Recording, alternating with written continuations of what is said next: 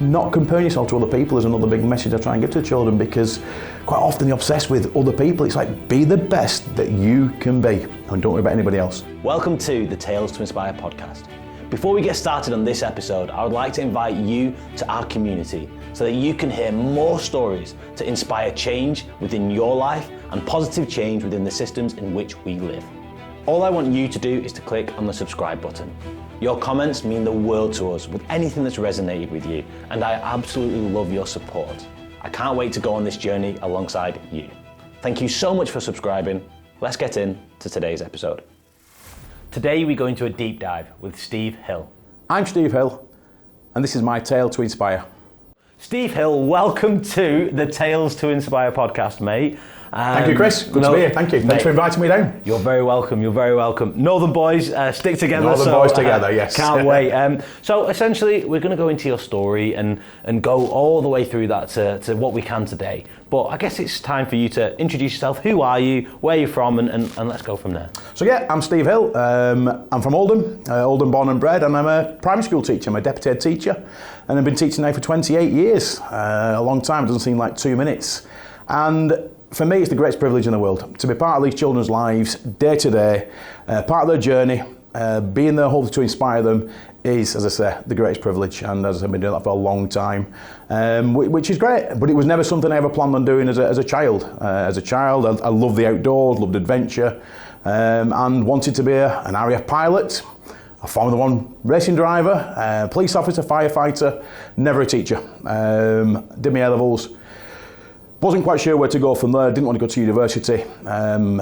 Got a job as a trainee quantity surveyor, simply because I thought the girls would be impressed with that, a quantity surveyor. You know, who would not be impressed with a quantity surveyor? But it bored me, it absolutely bored me. I wasn't fulfilled. And I used to go home most evenings and have a good moan to my mum. And mums are the best people who give the advice out. And she said, Stephen, stop whinging about it and do something about it. And probably the best advice I've ever been given. And she worked in a school and she'd said, have you thought about teaching? I think you'd be great at teaching. A male role model, you love your sports, you'd be perfect. But it wasn't for me. But she planted a seed and that seed grew and I thought, you know what, she might have something here. And I took 2 weeks from work. I did a week's shadowing experience in a secondary school and one in a week in a primary school. And I loved it. And it was just a decision of which age group to go for, and I went for primary because I just felt there was something special about having that class of 30 for the year, getting to know all inside out, being part of that big team together and on that journey together. And that was, as I said, I started teaching back in 1997. So I've taught parents now of children at school, and a little girl in my class last year actually said, in a very innocent way, "Sir, do you know you went to school with my granddad?" And that was a moment I thought, oh my God, I'm becoming that old teacher, but I'm not that old teacher at all, no, full of energy, and we have a great year. Amazing. So you've gone through all of this and like your family background, so you said your mum, like what was your family like, your background when you were growing up? Yeah, quite normal, normal, you know. Semi-detached house, played out with friends on the front. We had adventures, camping in the back garden, bike rides, all the usual things that you look back and think, we took it for granted, but it was an amazing childhood. The outdoors, pretty much what it was. It was always outdoors, always having adventures.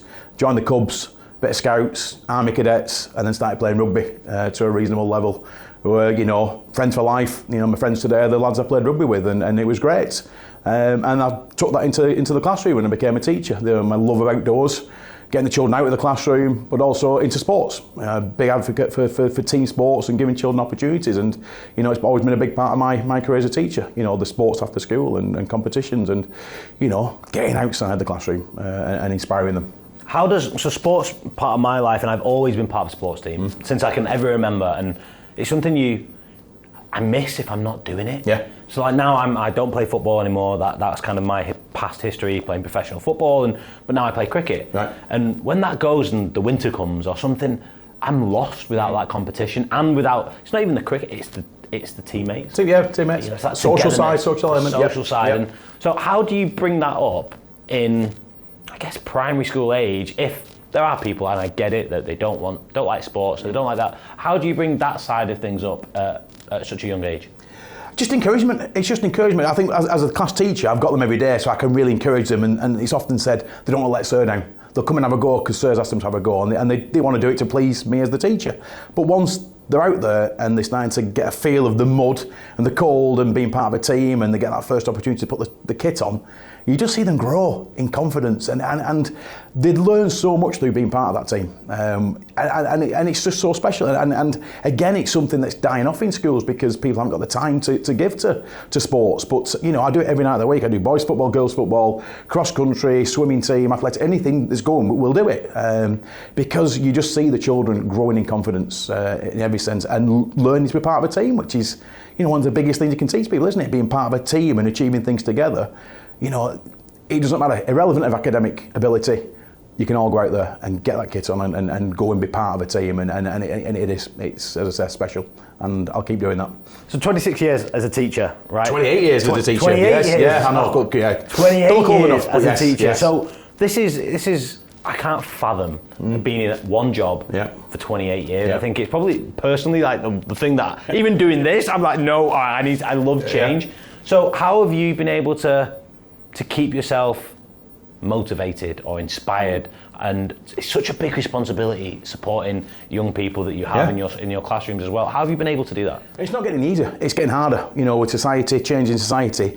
But I've always tried to remind myself why I went into the job in the first place, and it was to make a difference to the children's lives. And people often lose sight of that, but I'd like to think I've not done. It's about the children. I'm a deputy head, but a full-time teaching deputy head. Never gone for headship, been offered headships, and I thought, no, why did I become a teacher? To be with the children day to day, and I still get the greatest buzz being with those children. As I say, one of my highlights is standing at the door in the morning as they come around the corner, big smiles on their faces, can't wait to tell me what the news, you know, from the night before. They all get a high five, and we start our day, and that's just a massive joy. It's magical. And don't get me wrong, it's a tough old job, and we have ups and downs throughout the day. But that keeps me going. But there was a moment, as I say, 15, 16 years ago, which led to the challenges. My classroom's full of quotes. You know, I'm big into quotes. You know, dream big, aim high, never give up. I can, I will, watch me, follow your dreams, be the best you can be. You name it, it's on my classroom wall. And I share it with children on a regular basis, and they respond to it. Well, I just felt about 15, 16 years ago, I thought, am I living this myself? Am I following my own dreams? Am I, you know, living to these quotes that I instill in the children on a day-to-day basis? I'm telling them to come out of the comfort zones, to push the boundaries. And I thought, am I really doing that? I've done it to a degree in my rugby and what have you, but I've stopped playing rugby. And I felt I wasn't really being authentic. I was a bit of a fraud. I was preaching to these children, trying to inspire them through telling. And I thought, well, I'm actually doing it myself. And it was a conversation I had with myself that changed my life forever, 15 years ago. It was 2009. And I thought, no, I need to get out there, rediscover my love of adventure, push my own boundaries, see what I'm capable of, see the world, but use that to inspire the children. Show them rather than tell them. And if Sir can do it, then we can do it. And that excited me, but again, it was coming out of my comfort zone. And I thought, right, summer holidays, I'm going to go and climb Mount Kilimanjaro. Something really different, out of my comfort zone, as a high altitude. And off I went, as I said, 2009. And had the most amazing adventure. First time in Africa, Kilimanjaro, highest mountain in Africa. Summit night was tough, almost 6,000 metres, and all those mind games of, you know, come on, enough's enough, let's go back to camp. Just hallucinating at times on the mountain and just putting one foot in front of the other and thinking, I'm having this. I'm not, you know, remembering why I started in the first place, the children, you know, inspiring me to get up to the top of that mountain. And I got to the summit and got quite emotional. I didn't expect that. I'll always remember the sun rising over the African plains, almost reaching Gilman's Point, and the guy turning around to me and just saying, congratulations, Steve, you've conquered the mountain. And I got all choked up and I thought, what's happening to me? And it was just, I think I'd invested so much into it. It was really taking me out of my comfort zone. There were doubters who were saying, come on, do you really think you're capable of that? You know, it's a big mountain. I'd trained a lot, invested a hell of a lot, you know, personally. And I'd managed to get to the top of this massive mountain. It was like phenomenal. And then a bit of a trek round to Uhuru Peak. And it was special. But there was no grand plan beyond that. And I was excited then to take that back into the classroom and to share it with the children, to hopefully inspire them. But that was going to be it. And it wasn't going to be it because a hand went up at the back of the class and it was, what's next, sir? And they're like, good question, what is next? And it is about setting goals, following dreams, and you're going to achieve those goals, all being well, or enjoy the journey while you are achieving those goals. What is next? Set another goal, set a new goal. And it went from there. So the following year I climbed Mont Blanc, then onto the Sahara Desert, then to the Arctic, the jungles of Borneo. So every year I was taking on these bigger and bigger challenges. The children were fully involved, they were getting inspired and excited every year. So in September it was always, sir, what's our challenge this year? And the fact they said, what's our challenge, really excited me, thinking they're buying into this. It's not my challenge, it's our challenge. And so a new class came in, we had a new challenge, we'd raise money for charity, and it was so special. And it was pushing me to get out and push my boundaries, but also inspiring the children. As I say, it's every year now, as you know, and every year gets bigger and bigger. So, it led to going to Everest. I've got a dream of climbing Everest one day. So I thought, well, let's go to base camp and let's just see what it's all about, trekking through the Himalayas. And then I came across the Mount Everest Marathon. I thought, you know what, I'm having that. Never at that point run a marathon in my life. I thought my first marathon is going to be the highest marathon in the world, the Mount Everest Marathon. So off I trekked through the Himalayas, got to base camp, spent 2 nights at base camp, looked up at Everest and thought one day I'm going to come back and climb you, all being well, and then ran the first marathon. And it was tough, really tough, and took me about 9.5 hours. Got back, battered, bruised, exhausted, but elated. I'd set myself a big challenge and, achieved it and couldn't wait again to get back and share that in the classroom and did so. And the little monkeys then was, what's next, sir? And I was thinking, well, what is next? How do you surpass, running the Mount Everest Marathon as your first marathon? And I do research, and no matter how hard I think it's going to be to find a challenge that's suitable, I always manage to find something. And the following year was then going to be the North Pole Marathon.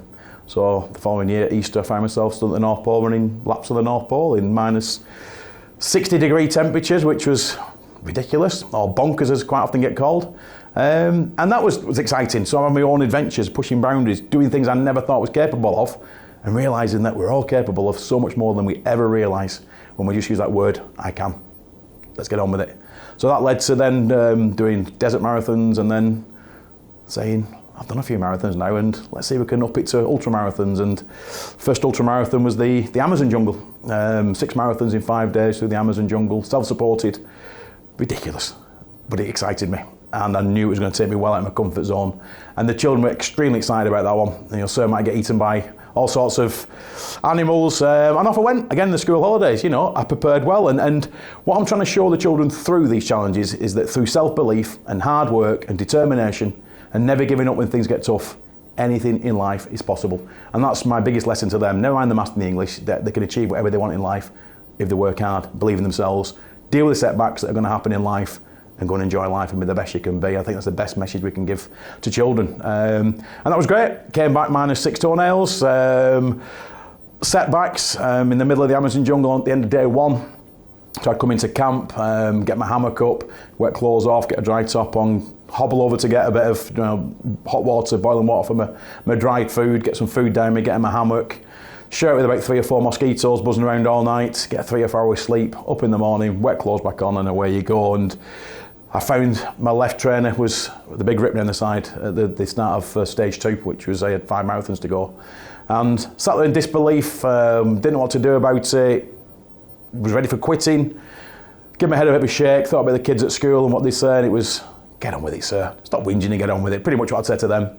Managed to borrow a bit of gaffer tape and zip ties and stayed in the race. And I've kept that training to this date, and it goes with me whenever I maybe do a talk in schools. And for me, the training's a bit like life. I said to the children, we can prepare the best we can for anything in life and work so hard, but we're going to get setbacks. And no matter how prepared we are, we're going to get setbacks. And it's not the setbacks that matter, it's how we respond to those setbacks. We can sit there and feel sorry for ourselves, we can blame everyone around us and quit, or we can take responsibility for our own setbacks. We can learn from the setbacks, get the gaffer tape out, get the zip ties out, and stay in the race, and ask for help if need be. And I think it's a good analogy for life that, setbacks are not failure. They're not to be avoided. They're part of the journey, aren't they? And that's where we learn the most quite often.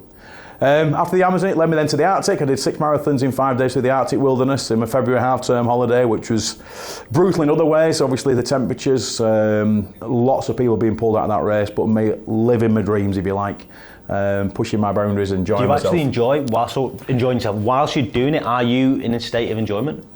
Yeah. What I just put my finger on that enjoyment and explain how that enjoyment is. I am. In a funny old way. You get enjoyment beforehand with the training and the excitement and the apprehension and the uncertainty and the nerves.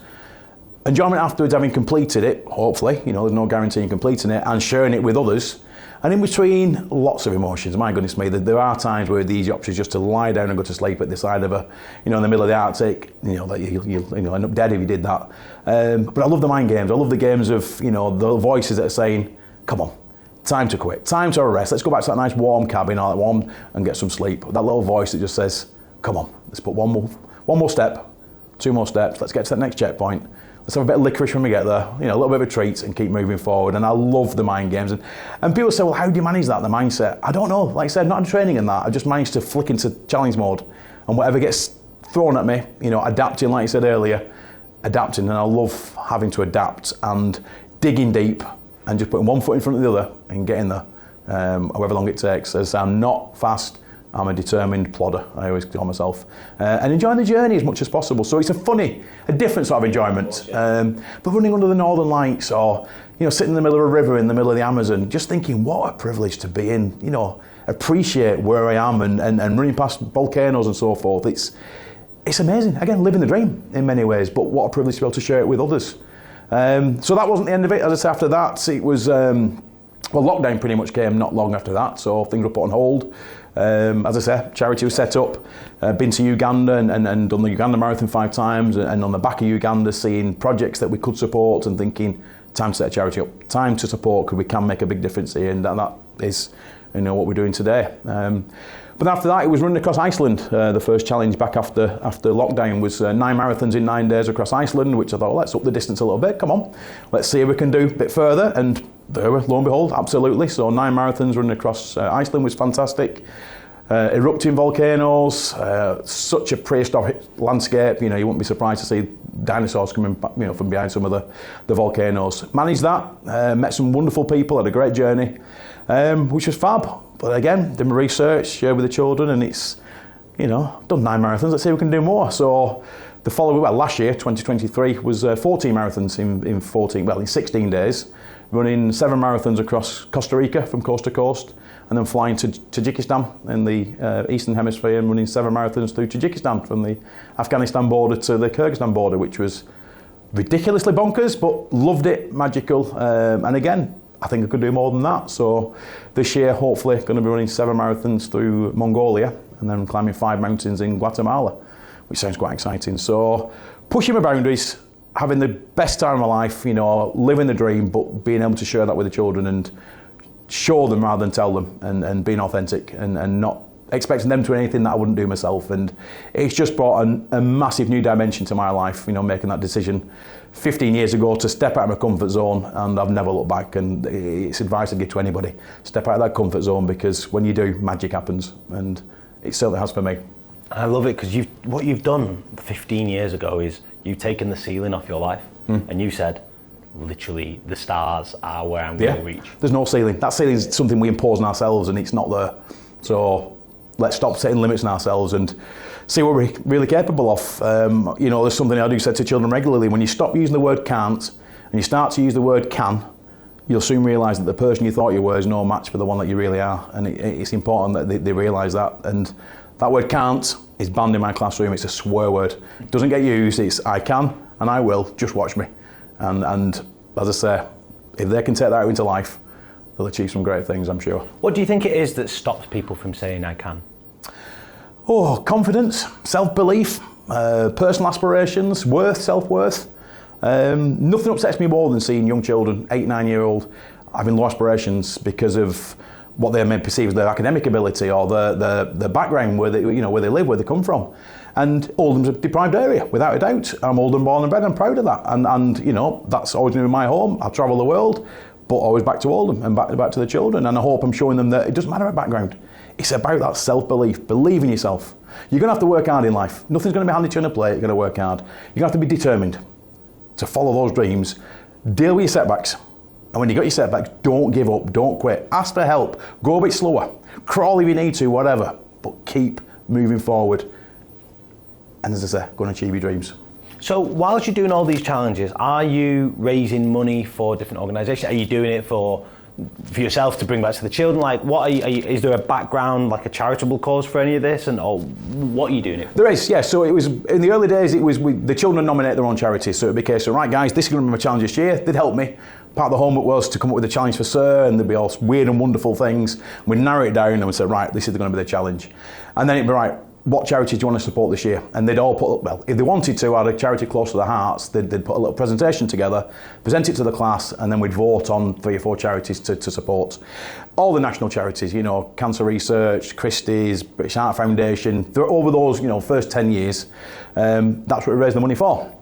And it was great. And my first visit to Africa, to Uganda, was in 2018 to take on the Uganda Marathon.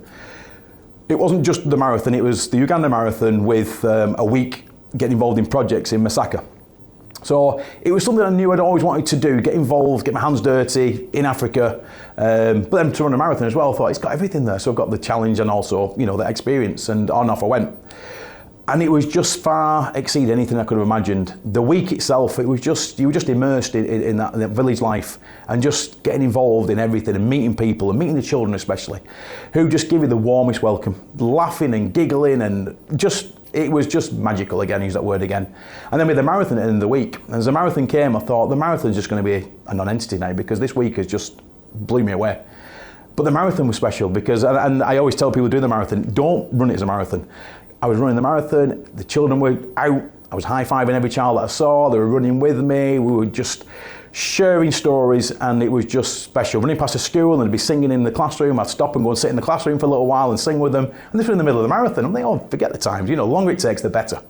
And there's a little story where I was running with about 7 or 8 young children, and they ran with me for a while with flip-flops on and bare feet, and I'm struggling to keep up with them, but they're running together, and they all dropped off one at a time. And this little boy just stayed with me, and we're talking, and I give him one of my earbuds to put in, and we're listening to music together, and we're asking me lots of questions. I was asking him questions, and he must have been about 5k, he stayed with me. And we got to this little junction in the village, and I stopped and said, well, thanks for keeping me company, and I give him 1,000 shillings, which is about 50 pence. His eyes lit up, and he said, thank you so much, a big beaming smile, and off he went. I said, go and get yourself some sweets, and off he went with a big smile on his face, and it was just, it was a special moment sort of thing, and off I went, carrying on with the marathon. And about 10 minutes later, I just sensed behind me that there was someone, behind me. I looked over my shoulder, and this little boy was running behind me to catch up with me with 2 ice creams, all melting in his arm. The money I'd given him, he'd gone and bought 2 ice creams, one for me, one for him. And it was just, special things. He just said, for you. And something I'll never forget. So it was just a special experience that first time in Uganda. And I went back the following year, again going involved in projects. And a conversation with the head teacher at a school was saying that it's a small school, we need to build a dormitory because some of our children are attacked on their way to school. And immediately you think, oh, good, being attacked by animals. And it wasn't, it was human predators. And it just, heartbreaking stories that you heard. And I just asked the question, well, what would it cost to build a dormitory that was going to sleep about 70 children? And it equated to about £6,000, which was not a lot of money in the grand scheme of things. On average, we were raising £10,000 a year through, the events we did for the national charities. And at that point, I thought, we could do that. We could raise money and we could build a dormitory. And what a difference that'll make to 70 children. And then we could continue doing that. And I came back from Uganda and had a conversation with some friends and family. And pretty much every one of them said, what are you waiting for? You've always wanted to do it, and I think deep down I always knew I wanted to set my own charity up and have a bit more control over where the money went. Continue with the challenges, continue with the fundraising, but know where that money was going, rather than sending it to a big charity in London, getting a letter back saying thanks very much.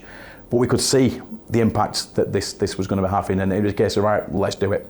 So the charity was set up in 2019, Team Hill Charitable Trust, with our mantra, making a difference. And we're making a difference in Uganda. So we're currently supporting 3 schools now in Uganda, in Masaka, a clinic, and we send clothes over there, we send knitted items over there. I go over every year, and it's really special, and I want to in the future take some past pupils with me, and they get excited about that, and I would love to do that. But we support people and families in the Northwest as well, with equipment that they might need for a child that they can't get in the NHS. We support the Oldham Hospital, Children's Ward, young carers. We support wherever we can, and we have fundraising events throughout the year, brings people together, like-minded people. The children at school get involved, they wear the Team Hill badges, the Team Hill hoodies, and it's just, when something just feels right, and it is really, really special. And, we're currently building a wall around a school in Uganda because there's arson attacks going on, and it's like, we're doing what we can, and together we're making a difference in the world. And I think as a message to the children at school, you couldn't give them a more powerful message that they can all make a difference too, and together we can make a big difference in the world. So that will continue, the challenges will continue, and as I say, hopefully using them to inspire this next generation to push the boundaries and to think of others and to make a difference in the world. Steve, I want to ask you a bit of a question that I didn't think I was going to ask actually, and it's something that, because it really gets me down sometimes when I think of, well, so much resonates with you and me because built a schoolhouse in Uganda, went over there twice and fell in love with just the whole country, just an incredible place. And when Andy Hall, one of our ambassadors and mutual friends, said, have you heard of Steve? And I was like, no. And then I looked for your bio and I was like, Uganda, marathons. I was like, man, like us two. We're on the same page, there's no doubt. Yeah. So, and I was like amazed, but how do you feel personally when arson attacks are happening, or there's suffering happening, or people are doing negative things to others? What are your thought processes towards what is happening when that happens? I mean, it's heartbreaking. It's hard for people like ourselves to get our head around the fact that there are people in Masaka in Uganda who are intentionally going to schools and setting fires in the schools, and children have been killed in the dormitories because they're locked in at night. And it's like, how could a human being do that? Sadly, it is happening in the world, isn't it? And it's trying to get your head around it, but we can't, because we just can't function that way. But how does that happen? And it's then, well, what can we do to help? How can we, and the sort of appeal came out, the Uganda government are going to close down any schools that have got a dormitory that haven't got a perimeter wall around. But we haven't got the money to build a perimeter wall. It's like, oh my goodness me, but what can we do? So what can we do? Right, well, we can send some money over to get you started, so at least if the government come, they can see you've started the wall. And then I thought, well, what can we do after? Right, let's do a buy a brick campaign. You know, got quite a decent, following on social media. So it was buy a brick campaign, buy a brick for £5. So over the month, that raised £2,000. So that's now paid for phase 2. It's one school and it's one wall, but it's making a difference for that school, and there's 250 children there, a lot of them orphans. You can't think, well, what about the other school, every other school in Uganda? I'd love to be able to support every other school in Uganda, but that school has been supported, and that school now can continue, and remain open, and those children can hopefully sleep safely at night because of the wonderful people of Oldham who've pulled together and bought bricks and contributed and supported Team Hill. So I think it's seeing what a difference you can make, rather than thinking, can we change everything? We can't change everything, but we can change, small amounts, can't we? And can change maybe mindsets within, this next generation, as I can as a teacher. So it's hard because it's a cruel old world, isn't it? There's a lot of nastiness goes on in the world, and if we possibly can be a bit of a beacon of positivity, isn't it? In our own ways. And I've got that privilege of having 30 young minds sitting in front of me every day, and if I can, as I say, make a little bit of a difference with them and show them, as I said, that they can make a difference. And it's about not me, it's about also thinking of other people, isn't it, in the world, and making the world a better place. Mm-hmm. Absolutely. So from a personal point of view, where do you see your personal journey going here? Are you going to continue in the school supporting the children and with the charity and then doing challenges? And is that are you happy to continue doing that, or do you want to see changes in your own personal life? Yeah, I think I'm coming to a crossroads myself. Certainly the charity is going to go from strength to strength, and we continue doing what we're doing. Fully believe in that. Making a difference in Uganda, continue to support over there. And, the Uganda Marathon didn't happen through lockdown. We've got it back up and running again this year, and I've been given the great honour of becoming the chairman of the International Board of Trustees as well, which is a great honour. I'm not quite sure what that role entails, but what an honour. So it's generally helping to get it up and running again and bringing international runners back into the country to take part. And Andy Hall and Nikki are coming with me this year. They're going to take on the marathon, and they're very excited, and I'm looking forward to sharing that experience with them. And you're very welcome yourself any time. I'm sure we'll make that happen sometime. When is it in the year? It's the end of May. It's the last Friday in May, but I'll be going forevermore, really. So like I say, one day we'll get our diaries out to make that happen. So continue with that, absolutely, with the charity. Continue with the challenges. People often say, come on, when you're going to slow down a bit and go on a nice beach holiday? That doesn't appeal at all. I just try and every year just push the boundaries a bit further. And the boundaries, we talk about boundaries, they're not there, are they, those boundaries? You say that ceiling you put on things, they're not there. We've just got to believe in ourselves and keep pushing and realise that we can do whatever we set our minds on. And I intend to keep doing that. Teaching wise, I've loved it. In that class with 30 children, but I just think I'm coming to an age, a time in my life now where I get invited to go into schools and do talks. I love doing it, but I'm very restricted in the number of times I can do that, being a full-time teacher. And a number of people have said to me, Steve, you're inspiring your 30 children, which is fab. Get out there and inspire 30,000 children. Get your story out there, get your message out there. And that excites me. And I think that's where I need to be looking. So I do feel that my full-time teaching career is coming to a natural end. As much as I will miss being Mr. Hill, being Sir to the children, I've done it for 28 years. I think it's time to get out there and see where it takes me. So it's going to be more challenges because obviously I'm restricted to school holidays at the moment. Lots of things I want to do that are in term time, Everest being one of them. So I want to spend more time in Uganda. I go for maybe 10 days a year, so it's a long way to go. So I want to maybe spend a month over there every year and get really involved in things. But use it all to inspire others and to get into these other schools and share the message, get them excited, develop a workshop that will get children dreaming big, believing in themselves, understanding what they need to achieve, and what skills they need, and get them excited about their futures and getting excited about what they are capable of, irrelevant of background, irrelevant of academic ability. It's their life. You get one life, make it your best life, isn't it? And believe in yourselves. And that's my big purpose, I think, and my big mission, my big dream to be able to do that and have the freedom to do that. So watch this space, yeah. Mate, you're going to see so many of the young people you've come across already in the next 10, 15 years. And I'm sure you already get it where people say, "Sir, you taught me then, and wow, or look what I've been doing because of," and it's just like incredible. It's special. You can't buy that. I know as a teacher, you can't buy that. Your past pupils, two things are going to happen when you bump into them. They're either going to cross over the road and avoid you because you were that teacher that they couldn't stand, or they're going to come up to you and say, "Sir, Mr. Hill," and shake your hand.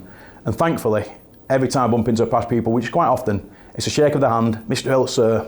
And thankfully, I always remember them. There's not many, well, none of them that I've never not remembered their names. And as I say, you can't buy that. That's really special that past pupils seek you out, approach you, and come and have a chat and reminisce and pretty much say, "Sir, best year of my life in your class. Remember this, remember that," and I could stand and talk to them forever because it is really special, and no one can ever take that away, can they? Because it is special. And as you know, writing a book as well about the adventures was something I never planned on doing, and that was another lockdown adventure, lockdown challenge where I equate it to, I wasn't chopping my way through jungles or whatever. I was chopping my way through sentences and paragraphs, learning new things, a new challenge, and something I never envisaged. And to be able to say to the children, "Sir's written a book.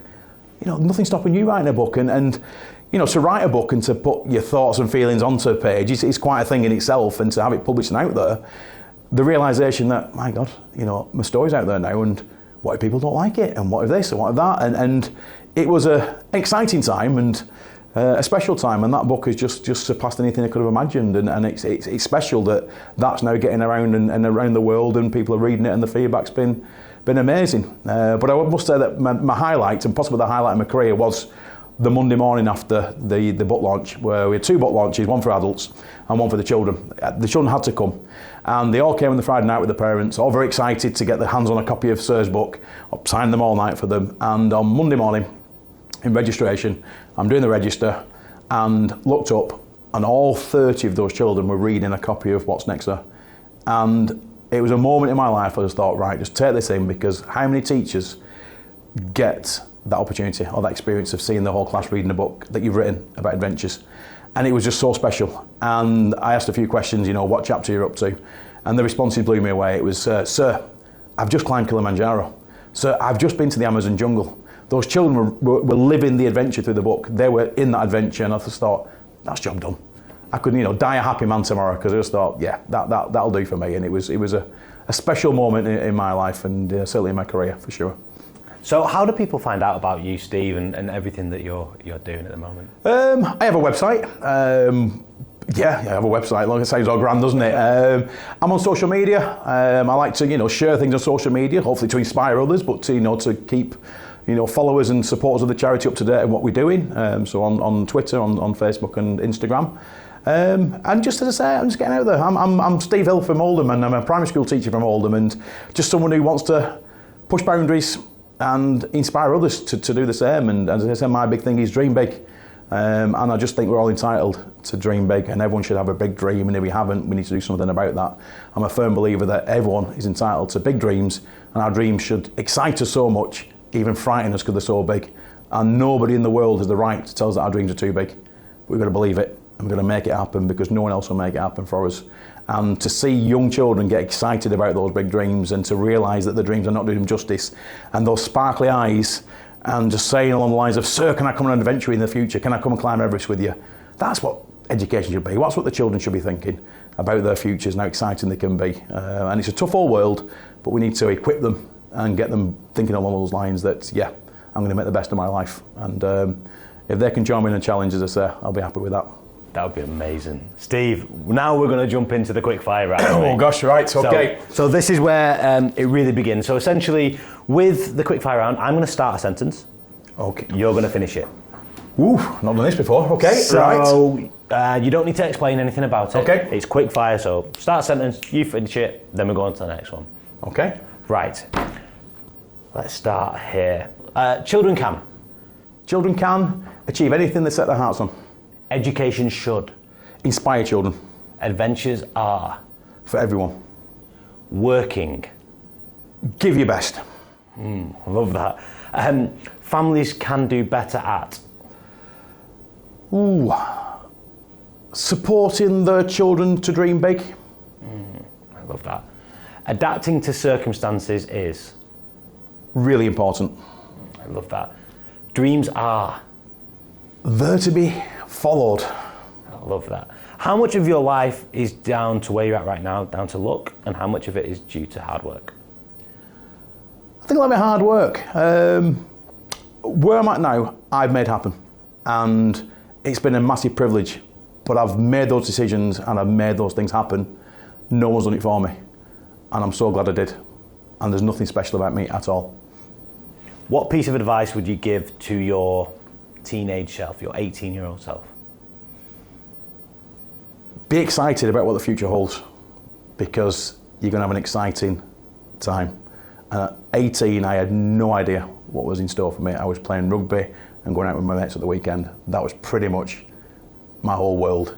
And my God, yeah, the future has been exciting, and there's still lots more to come. My last question on the quickfire round is, if there was a government rule, a Steve Hill law, what would that law be and why? The law would be that we need to ensure that there's time in the curriculum in every single school to inspire our pupils to develop character, to develop the character traits, the skills that are going to equip children to be able to follow those dreams and be successful out in this quite tough world we've got. Because I think it's really important that we develop the child, not just the academic side, because it's needed in life for sure, and get them excited about their futures. I love that. Develop the child and not just the academic side. It's quite obvious, but it's just so important. It's a no-brainer, and you just want to give someone a bit of a head wobble of thinking, we are, in many ways, producing robotic children who just pass tests. And those children who are not very academic, they immediately pick up on the fact that they're not as good as those who can pass tests, so I'm a failure. How damaging is that, isn't it? It is all about success in a school is about whether you can pass exams and the tests. hard thing on top of that is when an obstacle comes in your life, which is bound to happen. It's going to happen. That if you've not been given the tools, the tools there to deal with them, then meltdown time. Absolutely. You can't cope. And I just think it is about understanding that setbacks are normal. Failure's normal. You know, we've all been there, and it's when we've learned our biggest lessons. You know, and I always equate back to that trainer and the gaffer tape. Okay, it wasn't earth-shattering. It could have completely finished my Amazon jungle experience. And it is. And about not comparing yourself to other people is another big message I try and give to the children, because quite often they're obsessed with other people. It's like, be the best that you can be and don't worry about anybody else. Nobody can ever ask any more than you. As your teacher, you give me your best. I'm never going to ask any more than that, because I can't ask any more than that. And yeah. I love it. So Steve, the final two questions that I've asked every Tales to Inspire ambassador who shared their story with us. So that's over 150 people. I've got these two questions, okay? And the first one is, Steve Hill, what is your definition of the word inspire? Oh, the definition of inspire. Somebody who gets others excited about their futures and what they can achieve in life, and hopefully shows them rather than tells them. I love that. Through actual proof. And my final question is, Steve, if you live your best life, the one that you want to, and it sounds like you're doing it now, and you're in your 90s and you're looking back at your life, what is the most proud thing or the biggest impact you want to have achieved during your lifetime? To have inspired the children I've had the great privilege of teaching, and more besides if I can get in schools, to get those children saying, maybe I want to be like Sir. I want to do what Sir have done. I want to climb mountains in the future. I want to run marathons in the future. I want to go to Uganda. That through what I've done, that's inspired them to think, I want to do something similar, and I can do it, and that they believe in themselves, that they can go and do similar things that Sir did. I'm not suggesting you go and run these daft marathons, but whatever it is, the big dreams that you want to set yourself are, achievable. I think that's what I want to think. No matter where you come from, you're entitled to those big dreams, and they're achievable. Go out and chase them. Deal with the setbacks. Don't give up when things get tough, and go and enjoy your life and enjoy the journey. It's what I talk about. The biggest hurdle often is making that decision to start in the first place. That's often the biggest challenge. We all want to get to that finish line, whatever it may be. We might not always get there, but enjoy the journey. And not only enjoy the journey, enjoy the people you meet on that journey. Amazing. Steve, thank you so much for being on the Tales to Inspire podcast. Mate. Absolute pleasure. Thank you. Thank you, Chris. Thank you for watching today's episode. If you enjoyed today's episode, then please leave a comment in the comment section below, and we cannot wait to see you for our next episode.